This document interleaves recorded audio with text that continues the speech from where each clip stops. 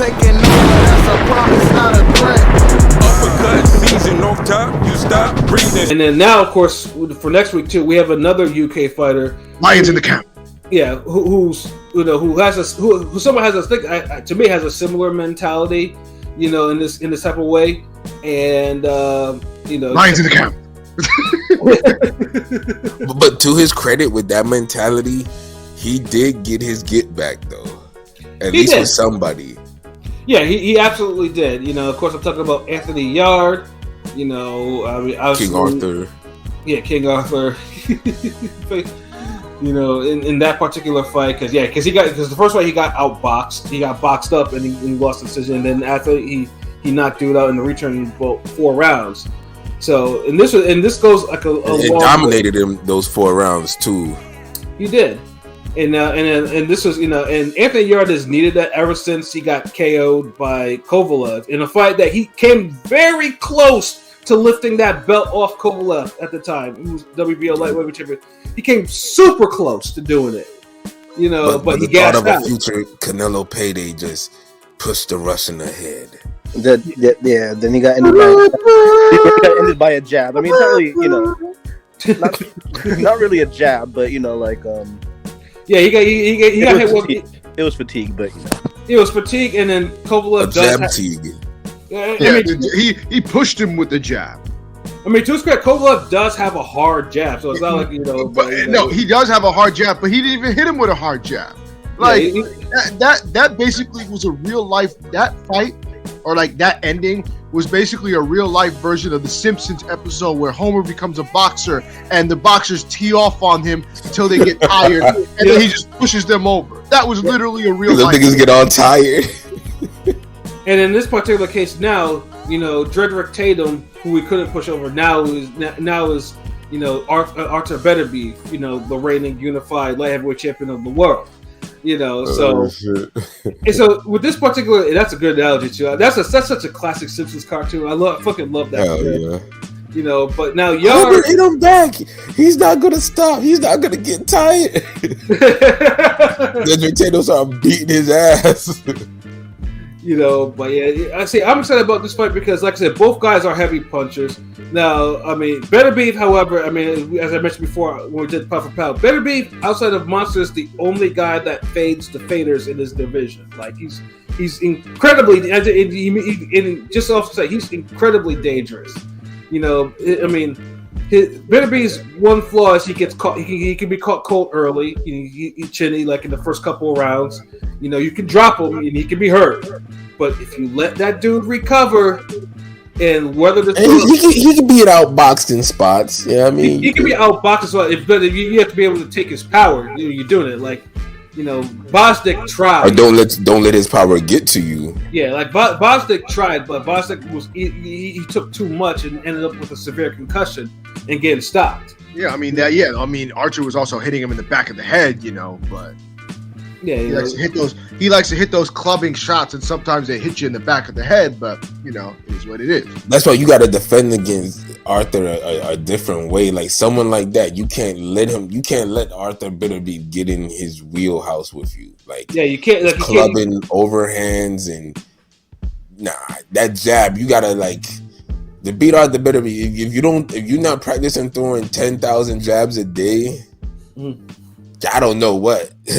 Yeah, because one of the things too is Beterbiev can be reset by a jab. It's happened before. I mean, Brown was and it hasn't been against no elite guys either. Remember that one fight he had, and I think we reviewed it. And I think it went maybe 10 or 11 rounds.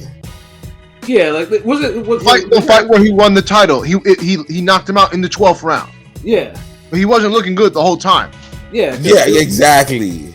Yeah, because dude was resetting him, and dude wasn't even a hard jab or a hard puncher at that. No, he did just enough. Just imagine a more talented, a better fighter could do, and it's and then even it's like honestly, and this is the thing with Beterbiev. Even though he's dangerous and he is one of the best fighters in the world, top 5, whatever the fuck, top 10, however have it. But I always see that there's 2 ways that you could beat him. The long game and the short game. But anything else in between. The guy's name was Enrico Colling. Yeah. And I think Beterbiev just turned 38 a couple days ago. So you know, Just turned 38 2 days ago. he's still young. Youngest He's young. I mean, 38. they say he's a young 38, but 38. He is a fellow Capricorn though, so it's all good. The thing is, when I say like either long game or short game, if you could withstand his power when he eventually does get you or hit you with a decent shot, and if you could like pump the jab in his face, box him, reset, and just adapt and adjust and follow a game plan and just be prepared to do that for the distance, you could probably beat Beterbiev. That's easier said than done, but there is a way to beat him. Like, he can be outboxed and reset. I mean, you gotta just keep away, be wary. The other way, we know he could get caught cold early. So if you're one of these guys who can swarm real good and just get people off balance and wing real hard shots and club them. Callum Johnson. Yeah, Callum Johnson.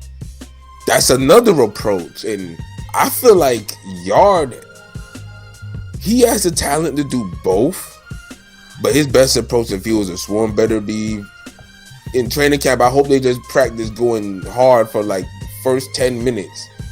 And that's where because one of the things I criticize Yarde about is his trainer, he doesn't have the best reputation, because I think they don't believe in like sparring and shit like that, and I think it showed in the Kovalev fight a little bit, because that, and of course Yarde is a little muscle bound too, so he gassed a couple times. What is it with these damn over muscled Brits? Like, come on, bro. I'm just trying to figure out how he's able to cut down to 175. That's another fucking question. Because Yarde is like, because I know even when Hay, I would say Hay was muscular, but Hay at least was kind of like slim at cruiser, even though he was big. When he went to heavyweight, obviously he got bigger, but it's just like Yarde looks like a fucking heavyweight at light heavyweight. You know what I'm saying? Like, Yarde at least it looked like he could fight at cruiser. Yeah. Like if like on a normal day, I would think like Yarde's a guy who's like anywhere between like 190 to like maybe 205. Right. Maybe it's his height because he's just 6 foot. Cruiser, I know they're a little shorter than the heavyweights, but they're still like a 6'1", 6'2" type of. He looked bigger than Hay, and Hay was like 6'2", ain't it? 6'3". Yeah. I think Yarde is like a 6 flat. And then Andrew, y'all got quick hands. He got the power. Niggas cannot tell me he doesn't have a chance against Beterbiev if he just goes all out early. Like, that's his best approach, because it's like I don't think he has the discipline to box like that, and I don't think he's a good outside fighter. I don't think he has the stamina to box like that. Let's just put it this way. That too. Yeah, because I'm just reading Andrew's comment. Beterbiev would have to turn old overnight in the ring in order to lose to Yarde. And as a before, because what better way than to rush and onslaught him and blitz him than to do that. Right, yeah, because like I said, Beterbiev, you're like, a young guy and shit. Because I always say what Beterbiev, I don't know what a young 38 is, but as I mentioned before, Beterbiev, the way he trains even scares me. I'm a nigga that likes to do, I like all that Spartan shit that niggas do, but his workouts scare me because he has a high rate for injury, like real, like this dude fucks around with weight. For a guy that's like 170, 180 pounds, like it's like damn, like one false move and he's fucking injured. And he's gotten a lot of injuries over the last couple of years. Yeah, I was gonna say it's probably why he's gotten hurt so much. Yeah, because his workouts are insane. Like there's a reason why dude has such a ridiculous power foundation, and I think that's his biggest weakness because he gets injured a lot because he takes some time to recover. Artur Beterbiev. Like, yeah. You know what I'm saying? And like say because at 38, like even at 38, like you do lose something. Like even if you're not taking a lot of punches or you're not, like stuff like that, you still lose something.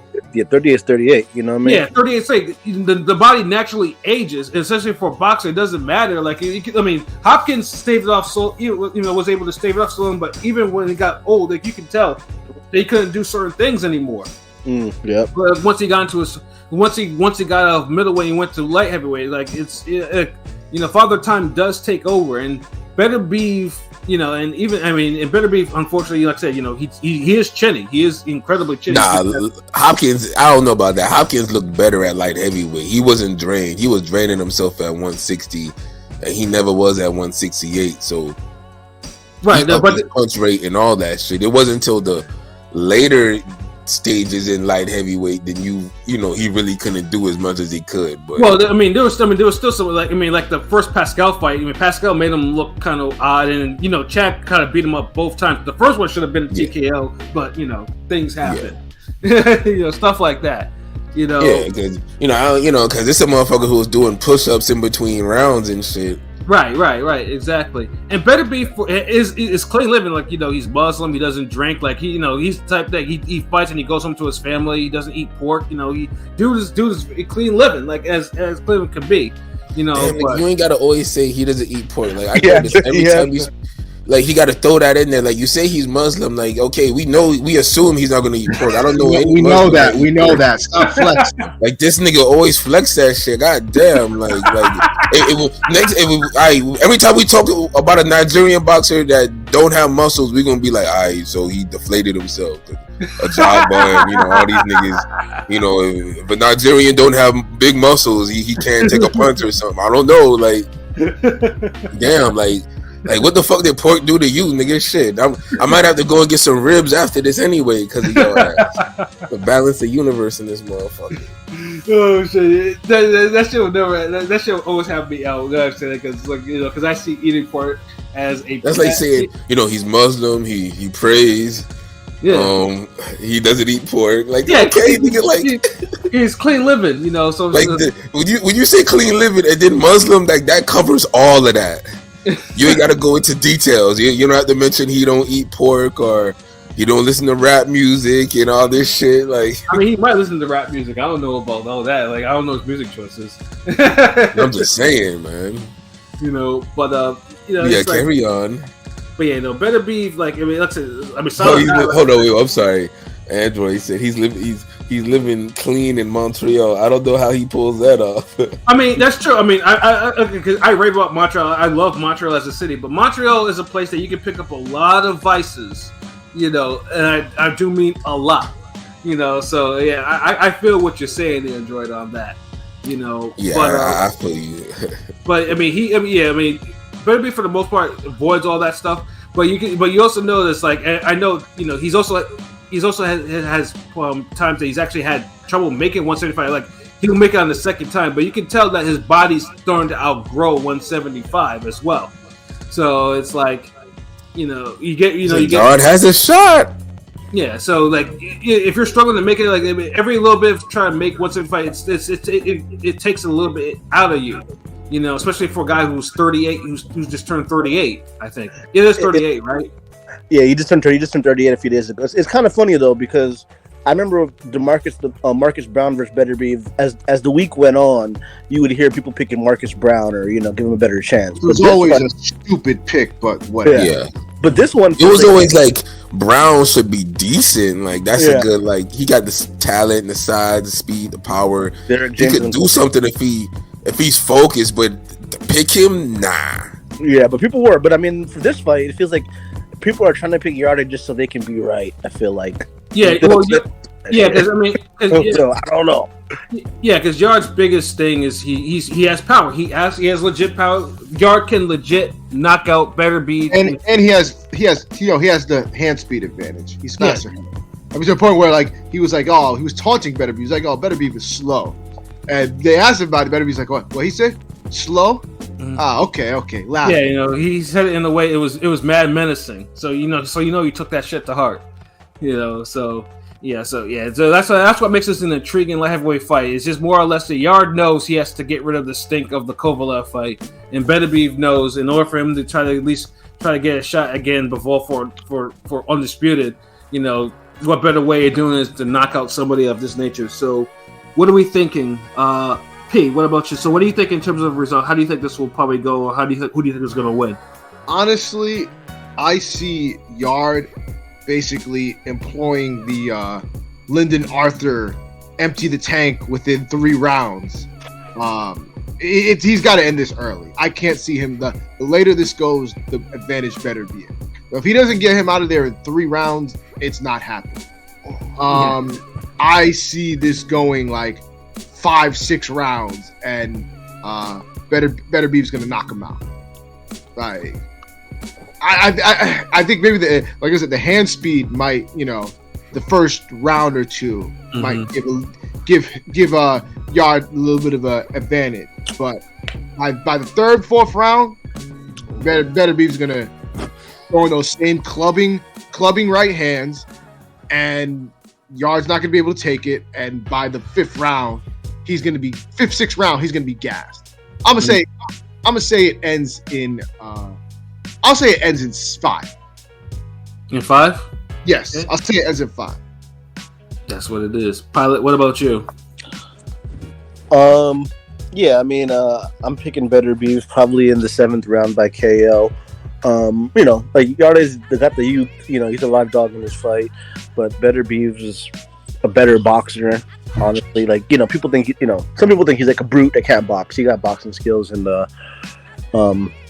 I think Yarde will have some moments, but Beterbiev will continue that 100% KO ratio and probably stop him in 7.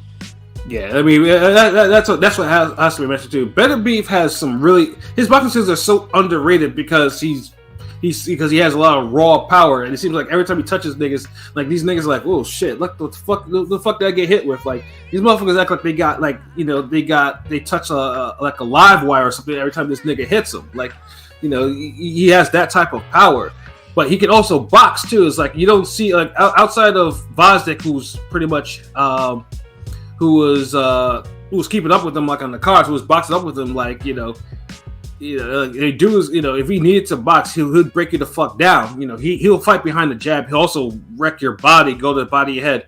And Andrew, we just talked about that shit, bro. We mentioned about Harrison and Zoo. We just mentioned that, bro. Scroll up, Android.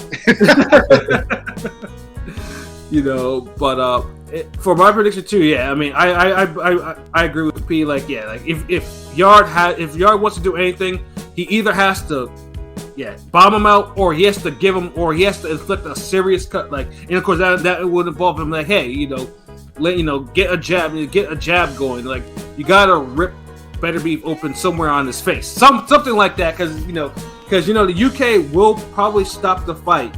If he says he's blinking much, it's not gonna be like Canada, like with the Marcus Brown shit. Like, the UK will stop the fight if Beterbiev starts bleeding way too much from a legal punch, or if they do it to the point where hey, it might, there's a shot that Yarde might win it on the card, or that type of bullshit. Because, Yarde has give or take 2-3 rounds to do some damage to Beterbiev. Because if he doesn't, Beterbiev will probably break him the fuck down, and then Yarde doesn't have stamina. He does not have a tank like that. So I could definitely see. Yeah, I could see Beterbiev weathering the storm and then just breaking Yarde all the way the fuck down, and eventually like stopping him in like round 6. Actually, I don't think Yarde will make it. I don't think Yarde can take that type of power from Beterbiev for very long. We got 5, 6, 7, huh? So far. So LB, what about you, bro? You got complete the cipher. Damn.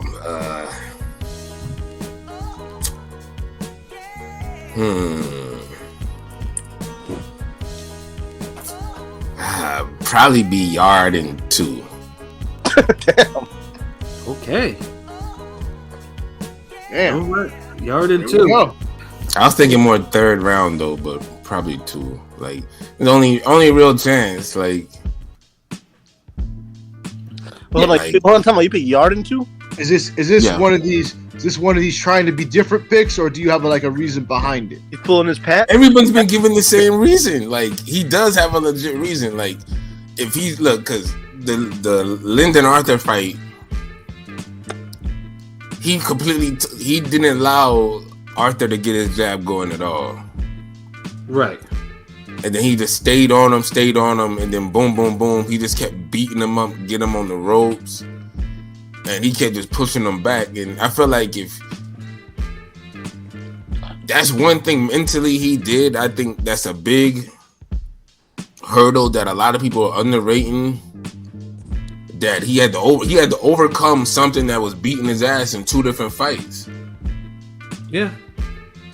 And that's monumental. So when you do that, it's like I don't think he's looking at Artur Beterbiev as the beast that we all look at him as. Because Yarde has his own power and his athleticism. Yeah, and truthfully, he shouldn't. Yeah. Like, so, and I feel like if he jumps on, I think he could hurt Beterbiev, maybe hurt him early in the first, late in the first round, as a carryover effect, and he just stays on him and gets him out of there the second round. It's a long shot, but not really a long shot. Like, Artur Beterbiev's getting older. Is he coming off an injury or something? What postponed this fight? It was him or Yarde? It was Beterbiev injury. Beterbiev injury. Beterbiev, then he got that in play. It's a lot of factors. And I think also just spiritually, the boxing gods, we might not get the winner might not fight Bivol. So it's probably not even going to matter if Beterbiev is the guy that wins anyway. Well, yeah, because Beterbiev has another mandatory against another Callum Smith. Yeah, but I mean, I think all the section bodies have all said like they'll put it all aside to make the Bivol fight. But it's just now. Yeah. I think the Bivol. You're not getting that energy from the other side, though. Yeah. Yeah, I think it's mostly because of Bob, who's the promoter of Beterbiev. I think it's Hearn because Hearn won't Bivol Canelo. Yeah, I mean, because that's a money fight. I think it's a little bit of both, honestly. Because promoter's going promoter. Hearn, like Beterbiev needs Bivol more than Bivol needs Beterbiev. Because even if Bivol doesn't get Beterbiev, he still has the Canelo rematch. He also has the option of fighting Buatsi, who Hearn's been trying to make that fight forever, Buatsi and Bivol. So he's got that. And then, so he's got options. And then Callum Smith's in the cut still because he's kind of doing it in the 175. Exactly. And if Callum Smith wins, if Callum Smith knocks off Beterbiev, then Hearn gets that fight and it's in-house. He keeps everything.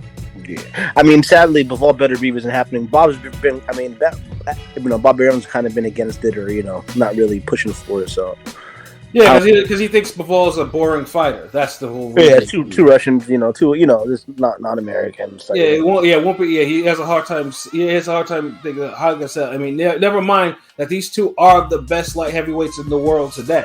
That should do ESPN numbers, bro. I mean, if they could work together, that shit would do numbers on ESPN or something. Yeah, so I understand. Like, I mean, Aaron was put together far worse fights. They're like, yeah, what the fuck? Exactly.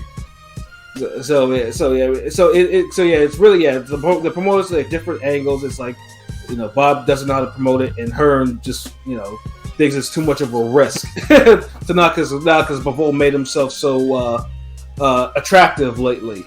So Beterbiev got it up against him either way because Callum Smith a hard fight, Yarde's a hard fight for what it is. I mean, I want to believe Callum Smith is a hard fight, but that whole thing with Canelo thing, the arm punching. Yeah, Yarde might be a harder fight for right now. Yeah, no. I mean, Callum Smith lost a lot of cool points for me on that one. The Ryder one, I can understand it because it was just but just seeing him get his arm punched around. Like it was a thing, like it was a thing to do, and he didn't do anything. Like Callum Smith. Yeah, and now seeing his big brother beat everybody's ass, it's kind of like, nigga, you was supposed to be the chosen one, but then somebody else was like, nah, hold on, like I'm gonna start putting more money into this nigga's series. Let's go back, let's revisit Beefy's career. Right. Yeah. So that's what it felt like. Yeah, Callum Smith cooled off. I cooled off on him a lot because I was not happy about what I saw. Like he was the Daredevil series, and then it's like they was like, let's focus on the Punisher again. He's looked good at 170. 175 is kind of a thin division. Callum Smith's probably, one of the better fighters in that division. I wouldn't say it's thin. It's top. It's more top heavy, but it still got punchers. Oh yeah. I said 175. It has probably the most, like, anyone at 175 can brutally knock you out. That's how. 175 is mini 154. Kinda, yeah. Yeah, in a way, yeah. Yeah, well, I think 154 has more of the talent from up to bottom, from top to bottom. But 175 is just like those cats. if you're not careful, if you're caught slipping, can knock you the fuck out. That's because all of them are like they're all punches. Even usually when anybody loses, they're out the game for a minute. Yeah, yeah, exactly. Because look, dude, think about it. Canelo lost, he gonna be out for a minute. Fucking Callum Smith, he's still doing this thing, but you know he's on a different level. Zerto gonna be out for a minute. Joe Smith out for a minute. Yeah.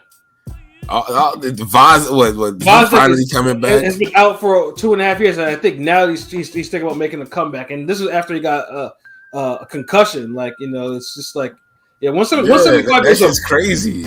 Like, you get bodied at 175, it's like your body. Like, you literally don't come out until like part 2 type shit. I mean, even what's his name that Joe Smith beat? What's his name?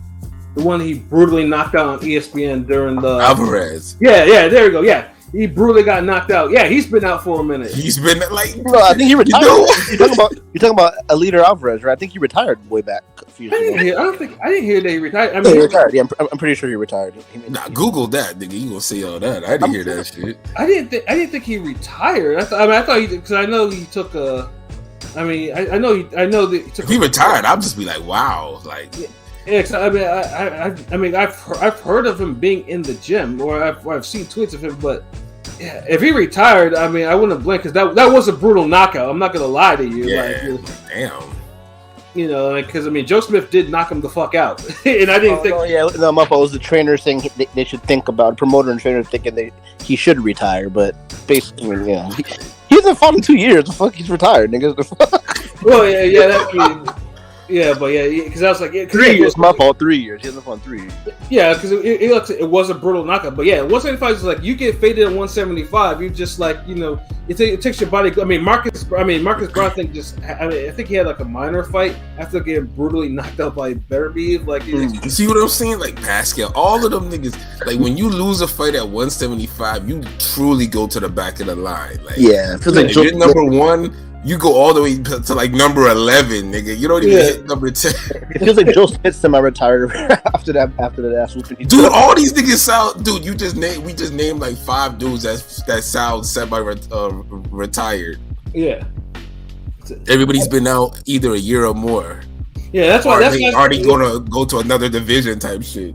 Yeah, that's why I always say. That's why I always say 175 out of all the divisions has real dangerous punchers. The 154 doesn't have. I mean, they have good punchers. Some of them are great, but they don't have the type of punches 175 because they're like brutalized after they get faded. Like they're really brutalized. Like you say, like damn, like do I want to continue type of shit. Like it's a brutal division to operate in, and that's why I get Beterbiev. That's why it speaks to me when I say Beterbiev is like a top 5 fighter. He is like. He other than Monster, he fades the faders in his division. So it's like, yep. You know, he's dangerous, and that's why I'm really looking forward to this fight because this fight's not gonna go the distance. Like I would love to see the odds on this fight going the distance. P, do you think you can actually pull up those odds real quick? Hold on. The odds for the distance? Yeah, for Bivol Beterbiev going the distance. Sorry, Yarde Beterbiev. Sorry, Yarde Beterbiev. I'm still thinking about how we're not going to get that fight. So yeah, then we'll we'll segue into that for our topic. Hold on. So I'm curious to see what those. Because I looked at it before. You mean that it goes the distance? Yeah. Plus 580. That's actually not bad. I thought it would be higher for some reason. Yeah, like in the 7s. Yeah. Yeah, no, it's plus 600 if you bet Beterbiev by points or decision. So I actually thought that would be higher too. Yeah. So what is it if Yarde by decision? Yarde by decision is plus 2,000. That's better. Yeah, okay. Yarde by KO is plus 850. Okay, yeah, because I can dig that plus 2,000 one because I mean obviously I don't know, man. If I could, I would, but I would put something on Yarde KO. I'd put something on a decision. You know, if it goes to a technical decision, I mean, no, a 12-hour decision. Oh yeah, because motherfucker's gonna get the head, and he got a big forehead, and then Beterbiev. Yeah, that's true. It's several. Yeah. Honestly, this is one of those fights you can have several decent little bets on. Yeah, but that fight going to distance. If that fight goes to distance, it's either two things: either both guys, destroyed each other, and they somehow stood up to that for 12 rounds, which of course we'd like that because it's like, yeah, that's a dope shit. Then you're gonna take two fighters out the game. We just talked about it with niggas. Right. Like, damn, the whole division shut down. Everyone gonna be on the sideline. Yeah, right. And Bivol will be like, I'm champion now.